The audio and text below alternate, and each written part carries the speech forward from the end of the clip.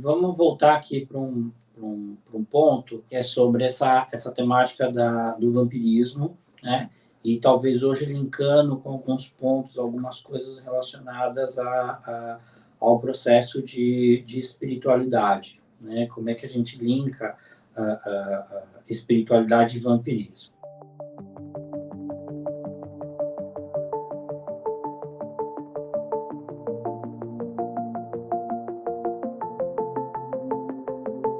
Assim, a primeira coisa que a gente também tem que observar, né? Primeiro, depois de muitas já, né? Já é a centésima coisa, já, centésimo ponto da lista é assim. O vampiro, ele é um ser em desequilíbrio, né? Quem está reverberando dentro dessa linha do vampirismo, de alguma forma, teve perdas, teve dores, se sentiu de alguma forma distante da sua frequência original. São pessoas que podemos dizer, se distanciaram da sua luz, da sua própria luz, né? A gente pode dizer que o vampiro é alguém que, em algum nível, deixou de estar conectado com a sua própria alma, deixou de estar conectado com a frequência da sua mônada, deixou de estar conectado com a sua essência, a essência do seu ser, né? E a gente pode dizer, talvez de outra forma mais simples, são pessoas que se distanciaram por demais do seu próprio coração, né? São pessoas que muitas vezes perderam o sentido, inclusive, do afeto, né? Que só conseguem, talvez, enxergar no afeto, no sentimento, na percepção de troca, talvez apenas aquilo que para elas vem como o negativo, né? Vem como a sombra, vem como um processo de dor, né?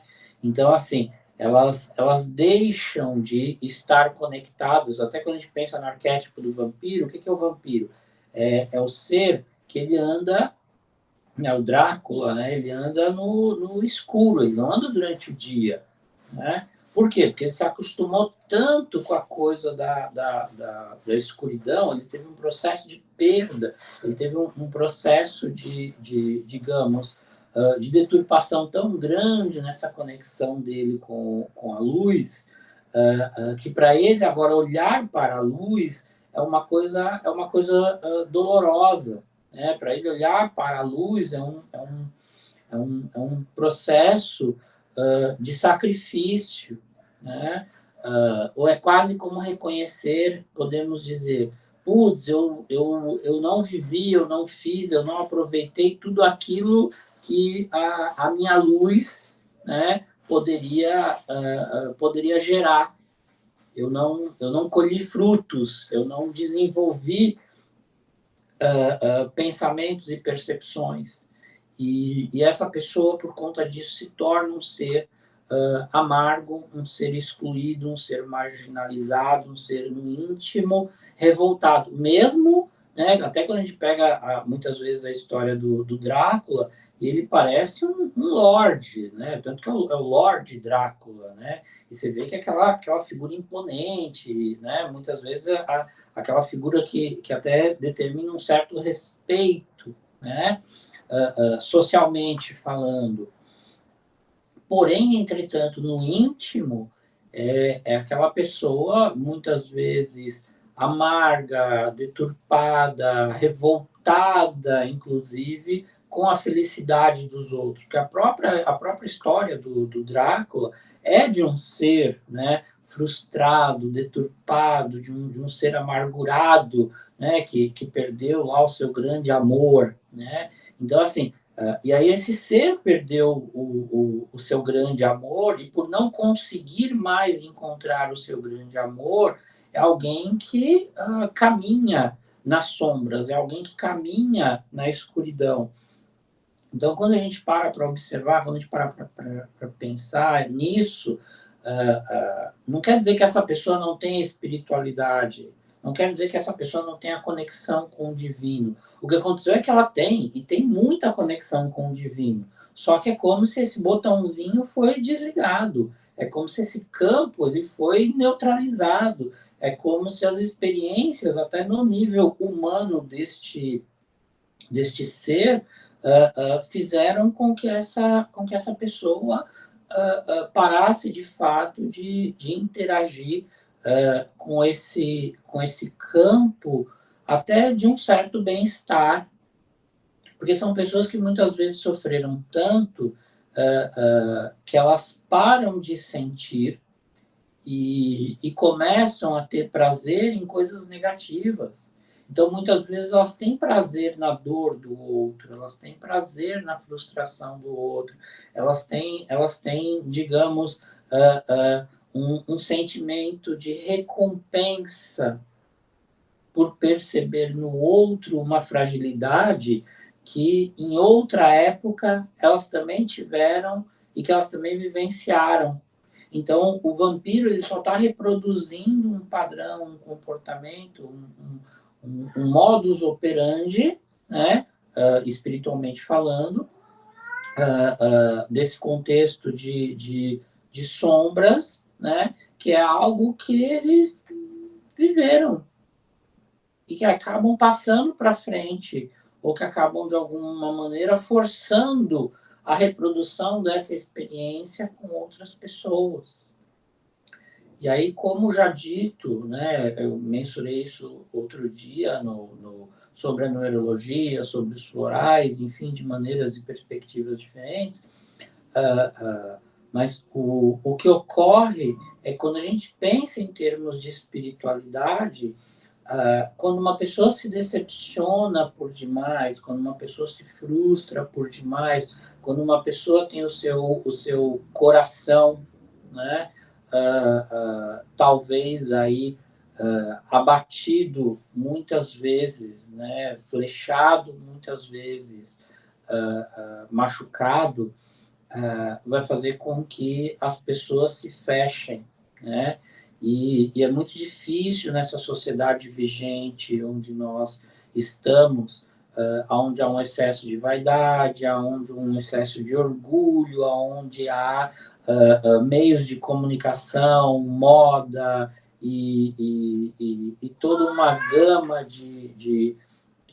toda uma gama de elementos, né, que acabam fazendo com que a gente esteja exposto a padrões, esteja exposto a circunstâncias onde, por conta dessa dor, a gente também para de buscar a nossa própria luz, né? E a gente pode até indo um pouco mais longe nessa história do vampiro, são pessoas que elas enxergam o amor do outro e, de certa forma, estão tentando roubar isso.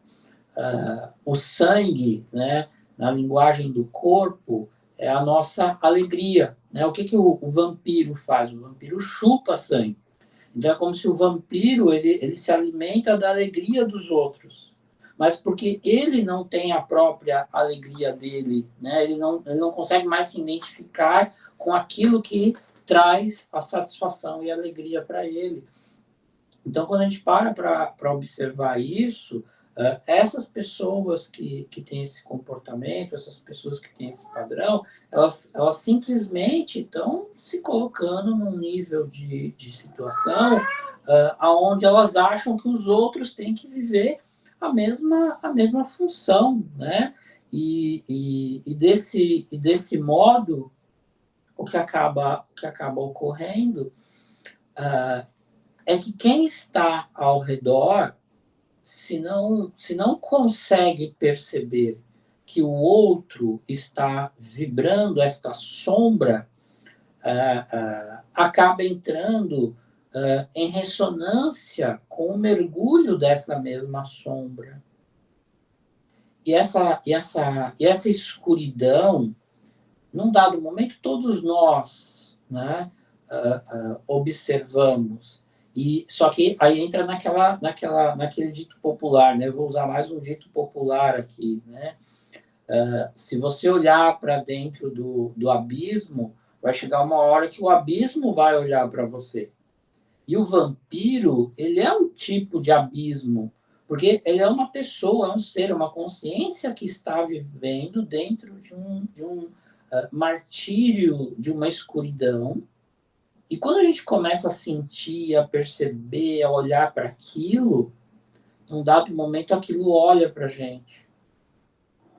E se você não tem essa força, se você não tem essa condição de estar conectado à sua espiritualidade, ao seu eu superior, à sua alma, ou enfim, ao seu anjo da guarda, ou seja lá o que for, se você não tem esse aspecto, essa primazia de buscar aquilo que está dentro de você e que reverbera para além de si, quando você olhar para o abismo do outro, fatalmente você vai correr o risco de se perder da sua espiritualidade e talvez, por conta dos eixos de relação e relacionamento, acabar caindo no abismo sem perceber que você está até, inclusive, sendo, talvez, hipnotizado pelo abismo, né? E isso é o que nós somos. Somos seres que vivem em níveis de consciência, e essa consciência está aqui para conseguir transcender os perigos da vida e até mesmo para se descobrir nesse transcender do bem viver, né? Porque afinal de contas, o que é a morte? A morte para o ego é um tipo de abismo, mas quando a gente passa a viver bem a vida, a morte ela deixa de ser um abismo, ela passa apenas a ser uma passagem, pois nós estamos aqui de passagem o tempo todo, transcendendo entre uma coisa e outra, e inclusive transcendendo dentro das nossas experiências. E é isso que é o processo de espiritualidade e vampirismo. Um eterno transcender a luz e a sombra.